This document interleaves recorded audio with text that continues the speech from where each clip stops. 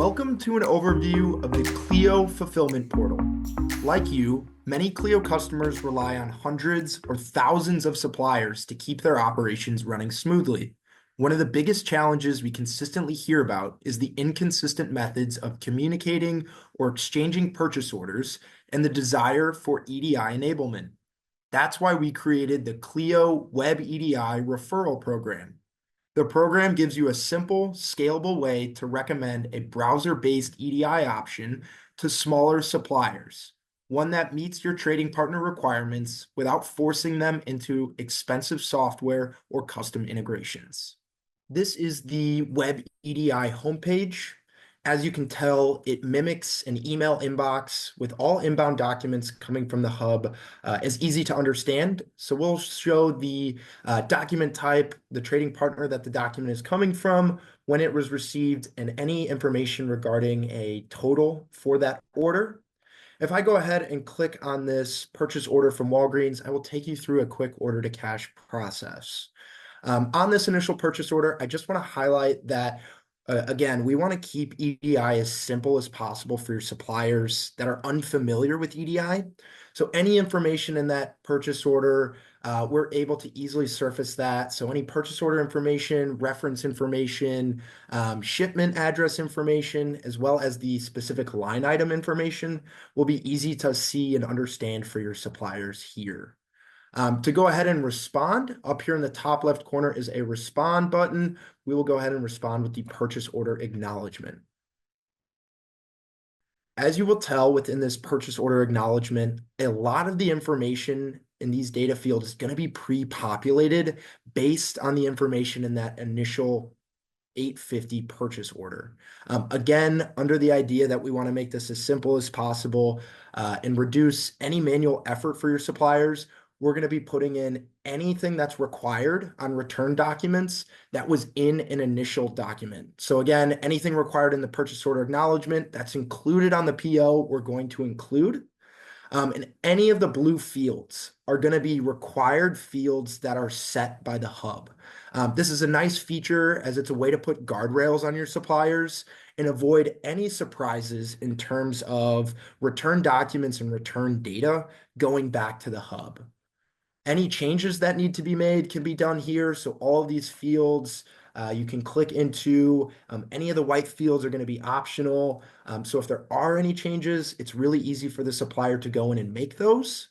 And if any line item information needs to be adjusted for any purchase order acknowledgement with changes, that can also be done, just whether that is allowed by the hub. But that is a capability that we do provide. So you can add an item or delete an item or adjust quantity or adjust the price. If I go ahead and go back, the next document that I want to showcase is the advanced ship notice. As soon as we click on this document, we will be shown the advanced ship notice packing wizard. There are two options, the pick and pack manual option or the auto pack option. The auto pack option will have to be set up by the supplier. If I go ahead and click on pick and pack, we will say there is one pallet and one carton per pallet. This will bring us to our drag and drop pick and pack wizard. So as we can see for the first line item, there's a quantity of 100 goods. We'll go ahead and drop that over and say 100.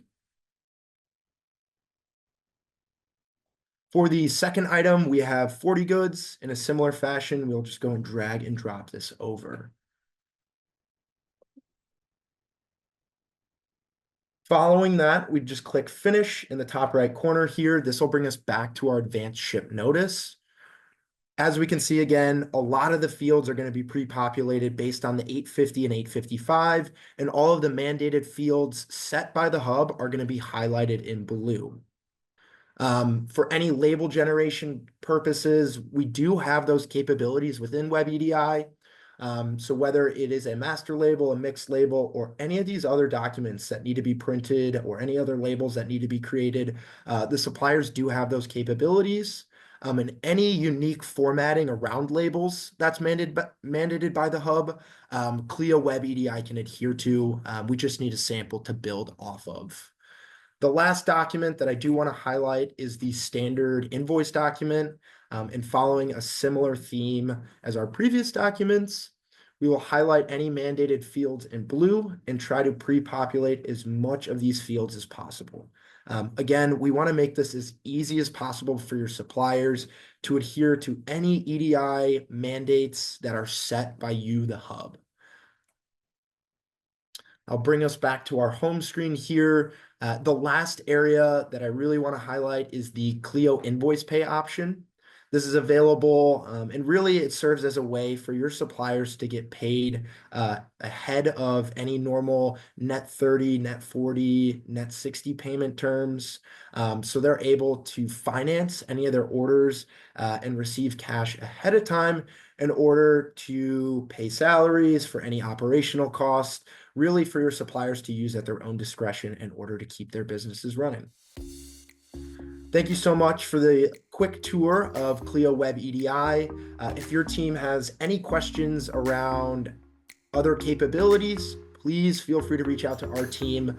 We are happy to dive into any details that your team may be looking for. Thanks.